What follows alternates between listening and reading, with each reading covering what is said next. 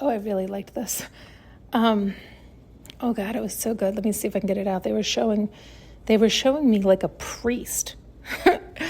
I'm just laughing because I grew up in a traditional Catholic, like, I actually don't even know what all the new rules are, but I know people have women priests now, and I don't know what religions, maybe all of them. I don't know, so forgive me. But I'm laughing because it was me being the priest and I'm a woman, so that's why it was really, really funny to me. Nonetheless, so I was this priest, but that they were showing, oh God, help me get it out again. It was like people were coming to me, and it was like the same old thing where it's like a human, a middleman is not going to save you or resolve you, or it's like, but they can give you truth, which can bring you peace if you're willing to swallow the truth, right? So I just thought it was very interesting how they showed it and how it was said. So let me see if I can get it out more, because it's like, I grew up traditionally, you go and do penance. What do you call it? You do confession. You go to confession, but then the priest will say, like, do 5 Hail Marys or something like that. Well, that's not really helping, right? Because it's not truth. It's not clarity. It's not understanding universal laws. It's not knowing yourself. It's not understanding the God within. It's not understanding God. It's not being friends with yourself. It's not being friends with God. It's not doing shit. And so you still feel guilty, or you still feel bad, or you've lied to yourself enough that you're like, oh, okay, the priest forgave me, so I guess it's okay. Okay, yeah, I'm going to believe that forevermore. But then it has that lie embedded in you, and so then you don't understand as you grow up why things are still occurring the way they are, because you weren't actually given truth, and you weren't able to see clearly what occurred, right? So if somebody, it's like, oh God, so they were showing it like me as this priest where I was actually, it was healing some and not others, because again, it was like it was like those who came in and I gave them truth, right? So I gave them peace of mind because they wanted to hear truth. They were willing to hear truth. They wanted to see their blind spot. They wanted to understand, right? So they wanted to see where they were coming from. So I was able to show them their intentions by like walking them through it. Then they left in peace, because they were able to be honest with themselves and get resolution and make the shift and make the changes and to move forward from those shifts and those changes and that newfound truth within them, right? Until the next bump, but this is how it goes until you clean it and clear it all up and you're able to go with the flow of the universe by understanding the laws and operating as such with good, pure intention. So basically, you just have to fucking feel good, and you have to be honest and true, and you have to follow the golden rule that we always talk about. And so then they were also showing like tricksters who had that old mentality. I can just go do whatever the hell I want, and then I can go to some man who will resolve me of my sins because I'm going to tell him the truth. And he's not allowed to tell anybody the truth I tell him, so I can say whatever I want, and I can get resolved, and that's that. And it's like, well, that's not how it works. And that's why shit keeps going wrong for you, because you're not being honest with yourself, and you may or may not be honest with the priest in that you may be honest with what you did, but that's not the real truth, right? Like, let me give you a very obvious or ridiculous example, because that's what they're showing. A man is a murderer, right? An actual, I'm not just saying symbolically, like symbolically sometimes people say you're a murderer if you have intentionally shot down someone's confidence or you've done these things. So like it'll reference it that way in the Bible, where sometimes I like read it as it's symbolic. They're saying they went in and they just shredded that person. They crucified them with shooting down their confidence and tearing them apart. They weren't kind or gentle or showed them the truth nicely, or they outsmarted, outwitted them with the intention to hurt them, harm them, humiliate them, right? So they're a murderer. That was their intention. And so they're showing those somebody who is an actual, what we would call in the 3D, like somebody who actually physically murdered another human being. And they go in and say, oh, I told the truth. I told the priest that I did this, right? And then they still, of course, feel guilty. They feel because they're ill intent, because they're not resolving what the fuck is going on. Why the hell Would you take another person's life? What in the hell would possess you to do such a thing?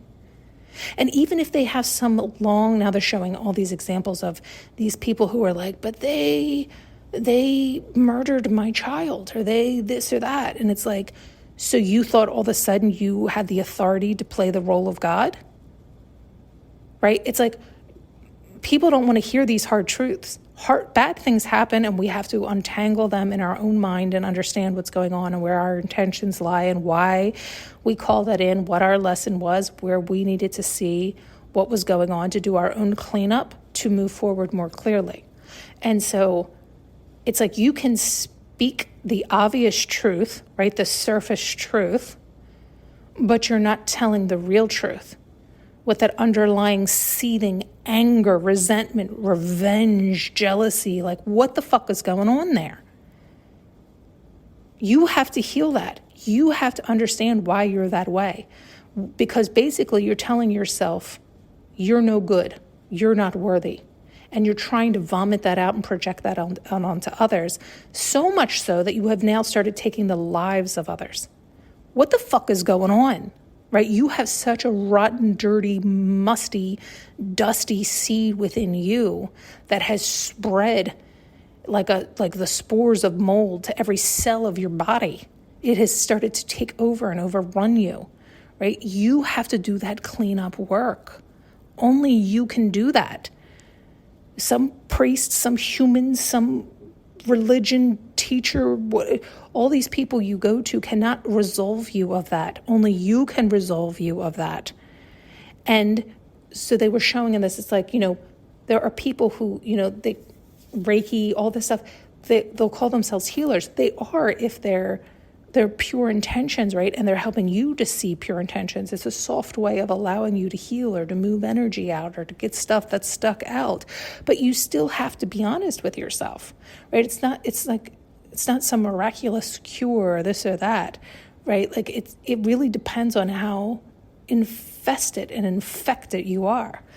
Some of those things can assist you when it is a light sweep up that you need to do. But you need to do the heavy lifting. You need to do the hardcore stuff, which is funny and ironic that it's telling yourself the truth. But most people don't want to face their own truth. They don't want to recognize where they were really coming from. They're too afraid to be honest with themselves. So they don't love themselves. So they can't let unconditional love flood them and heal them from the inside out. And it takes time. It takes time. Especially if you've had a lot of lies and ties or confusion and delusion and you're all mixed up. It takes time to get you upright again and not be so topsy-turvy. Anyway, I feel like I'm going into bAbBLE mode, but I thought it was an interesting way to show me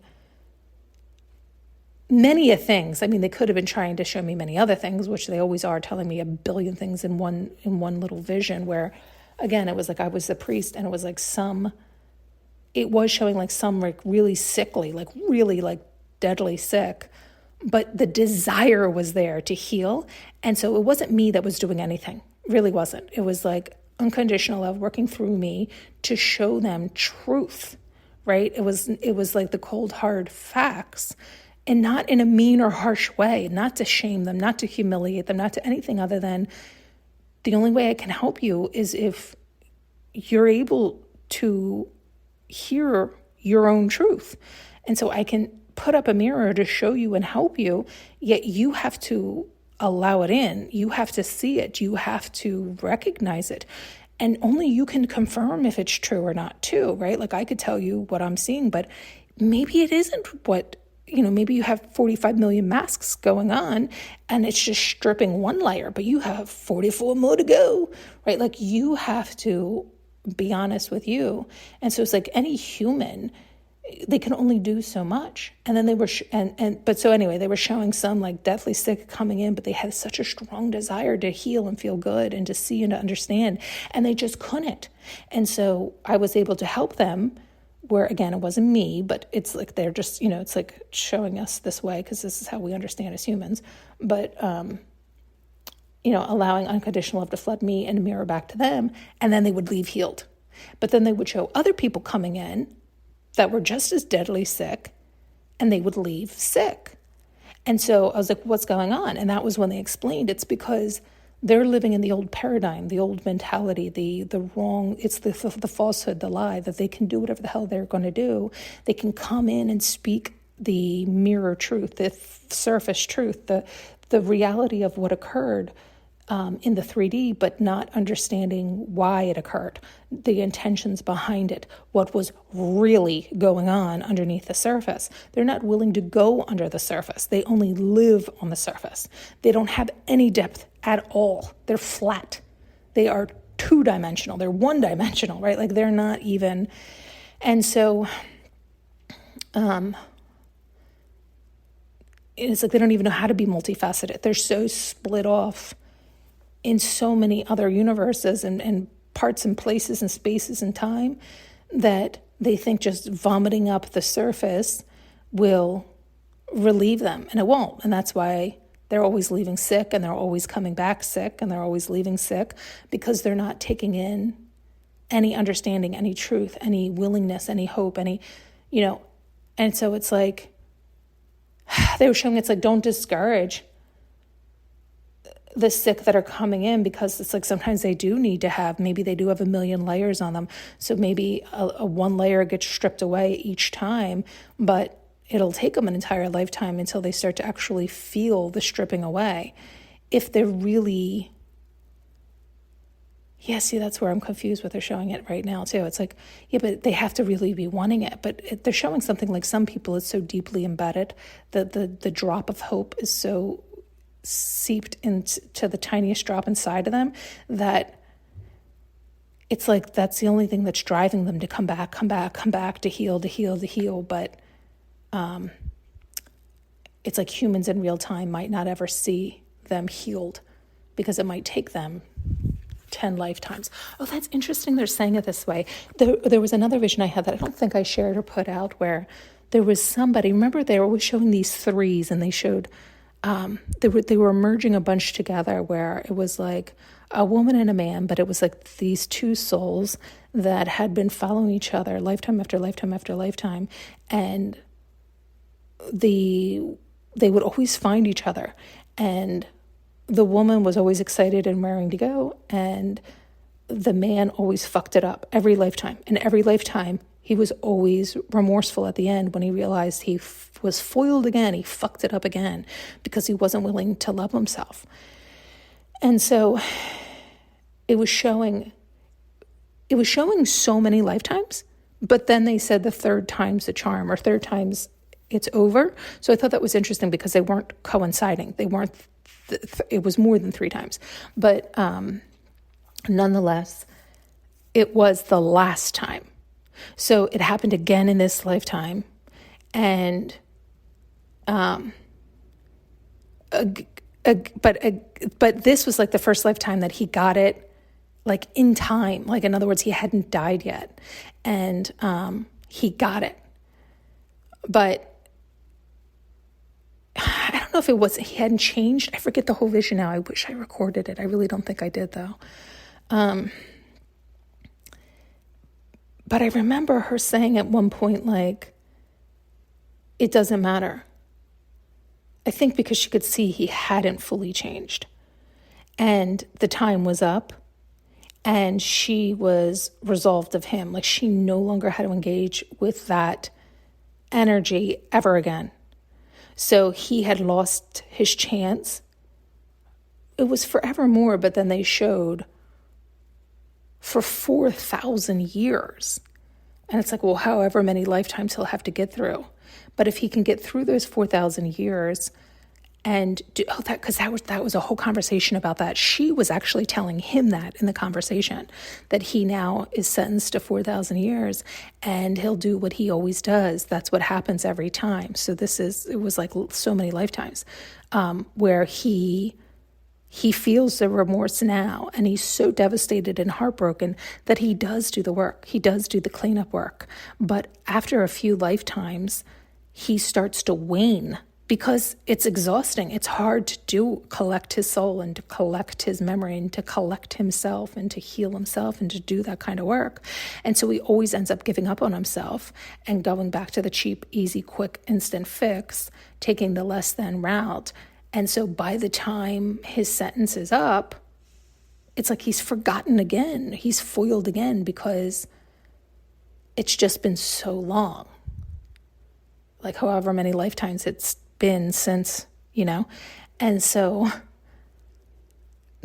because that had kept occurring, maybe that's what they were trying to show me. It was like maybe it only happened. Anyway, let's not. Okay, please keep me focused on what you were showing me originally. In any case, so she was explaining this to him, and then she was saying at some point at the end, like she no longer had to deal with him anymore, and his soul will have to suffer that forevermore. Like his soul will have that remembrance and that ache forevermore, because there is no end of time, right? Like time doesn't exist on the other side. So like his soul will forever have that ache. It will forever have that ouch, because he'll never get to her energy again. He's wasted all his chances, all his shots. So now he has no choice but to settle for less than. He has no choice. He'll never be presented with that again. He'll always have only the choices of less than. Even if he makes himself, it was like, it was really quite sad and very like shocking, honestly. It was very shocking to me the way, but again, hopefully I was translating some of it wrong. Very telenovela. I mean, it was very, very dramatic and very, very shocking and very, very, it was like, it did rip my heart out of my chest. It was so sad. I'm trying to think what it reminded me of like Romeo and Juliet or something like that. It was that like dramatic. Okay. Anyway, I don't know how we got there or how we were bridging that. I don't know if I bridged or not. Thanks so much for tuning in and listening. You can now purchase an audio journey with me using the link below.